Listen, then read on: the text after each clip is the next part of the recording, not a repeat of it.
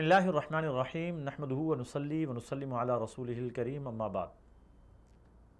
Programme مومن کے شب و روز کے ساتھ میں ہوں اقرار احمد عباسی۔ ہم تذکرہ کر رہے ہیں کہ ایک مسلمان کو اپنے شب و روز کیسے گزارنے چاہیے۔ اس حوالے سے اس سے پہلے ایک پروگرام ہو چکا جس میں ہم نے سنا کہ رسول اللہ صلی اللہ علیہ وسلم اپنی امت کو، حضرات صحابہ اکرام کو تہجد کی نماز پڑھنے کی ترغیب دیا کرتے تھے، اور تہجد کے بعد کے معمولات رسول اللہ صلی اللہ علیہ وسلم کے کیا تھے۔ اما عائشہ صدیقہ رضی اللہ تعالی عنہا فرماتی ہیں کہ رسول اللہ صلی اللہ علیہ وسلم کو فجر کے وقت میں نے جب بھی دیکھا، یعنی سحری کے وقت، تو آپ صلی اللہ علیہ وسلم آرام فرما رہے ہوتے تھے، جس کا مطلب یہ ہے کہ رسول اللہ صلی اللہ علیہ وسلم تہجد کی نماز پڑھنے کے بعد کچھ دیر ضرور آرام کیا کرتے تھے، اور اس کے بعد فجر کے وقت رسول اللہ صلی اللہ علیہ وسلم بیدار ہوتے، بیدار ہونے کے بعد فجر کی 2 رکعات پڑھا کرتے تھے،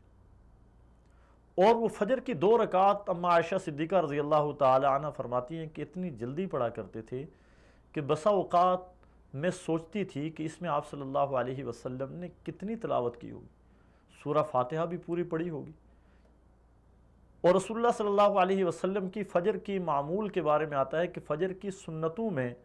عمومی طور پہ آپ کا معمول تھا قل یا ایھا الکافرون اور قل ھو اللہ پڑھا کرتے تھے، اور اس کے بعد آپ صلی اللہ علیہ وسلم فجر کی سنتوں اور فرضوں کے درمیان تھوڑی دیر کے لیے دائیں کروٹ پہ لیٹ جایا کرتے تھے، سوتے نہیں تھے، لیٹ جایا کرتے تھے،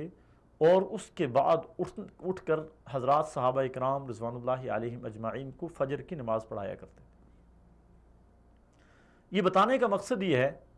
کہ ایک مسلمان کی شان یہ ہے کہ وہ اٹھ کے تہجد پڑھے،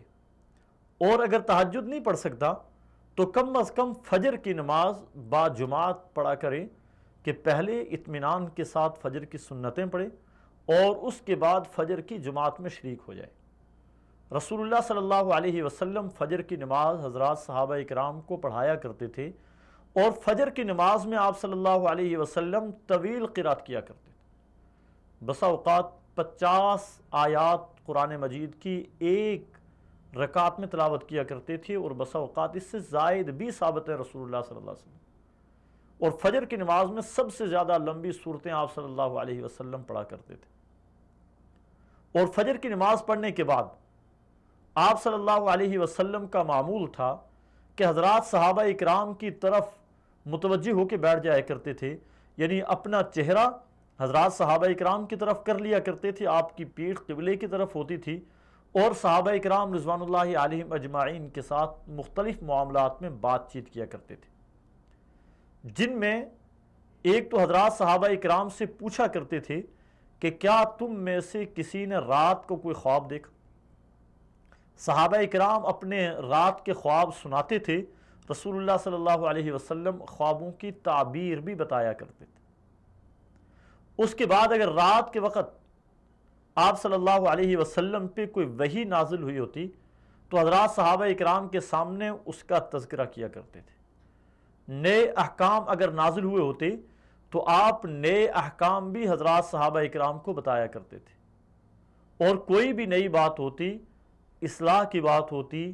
دین میں سیکھنے اور سکھانے کی بات ہوتی، تو فجر کی نماز کے بعد رسول اللہ صلی اللہ علیہ وسلم حضرات صحابہ اکرام کو بتایا کرتے تھے،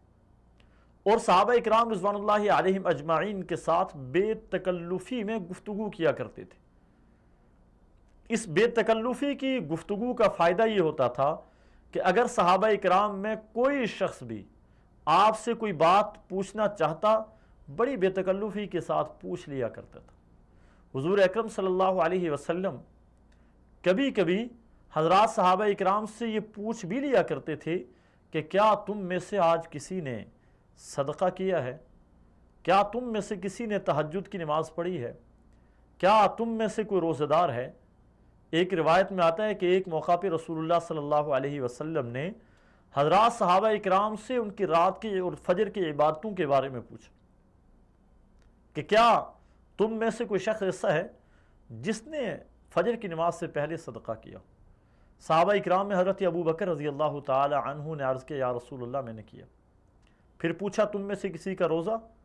حضرت صدیق اکبر رضی اللہ تعالی عنہ نے عرض کیا یا رسول اللہ میرا روزہ ہے۔ پھر رسول اللہ صلی اللہ علیہ وسلم نے پوچھا تم میں سے کسی نے آج فجر سے پہلے کسی بیوہ کی خدمت کی ہے؟ سیدنا صدیق اکبر رضی اللہ تعالی عنہ نے کہا کہ ہاں فلاں بیوہ ہے جس کے گھر جا کے صفائی کر کے اس کے گھر کا پانی بھر کے آؤں۔ رسول اکرم صلی اللہ علیہ وسلم نے ارشاد فرمایا کہ ابو بکر آسمان سے حضرت جبریل امین آئے ہیں اور آپ کو اللہ کا سلام کہہ رہے۔ عرض کرنے کا مقصد یہ ہے کہ فجر کی نماز کے فوراً بعد رسول اللہ صلی اللہ علیہ وسلم اٹھتے نہیں تھے بلکہ اپنی جگہ پر بیٹھے رہتے، حضرات صحابہ اکرام سے مخاطب ہوتے، حضرات صحابہ اکرام کو دین کی باتیں سکھایا کرتے تھے، خوابوں کی تعبیر بتایا کرتے تھے، اور نئی اگر کوئی وحی نازل ہوتی وہ وحی بھی بتایا کرتے تھے۔ سورہ توبہ میں جن 3 بڑے صحابہ اکرام رضوان اللہ علیہم اجمعین کی توبہ کا ذکر ہے، وَعَلَى الثَّلَاثَةِ الَّذِينَ خُلِّفُوا حَتَّى إِذَا ضَاقَتْ عَلَيْهِمُ الْأَرْضُ بِمَا رَحُبَتْ وَضَاقَتْ عَلَيْهِمْ أَنفُسُهُمْ وَظَنُّوا أَن لَّا مَلْجَأَ مِنَ اللَّهِ إِلَّا إِلَيْهِ۔ یہ 3 صحابہ اکرام جو غزوہ تبوک میں پیچھے رہ گئے تھے، ان کی توبہ کی آیات بھی رات کے وقت نازل ہوئی،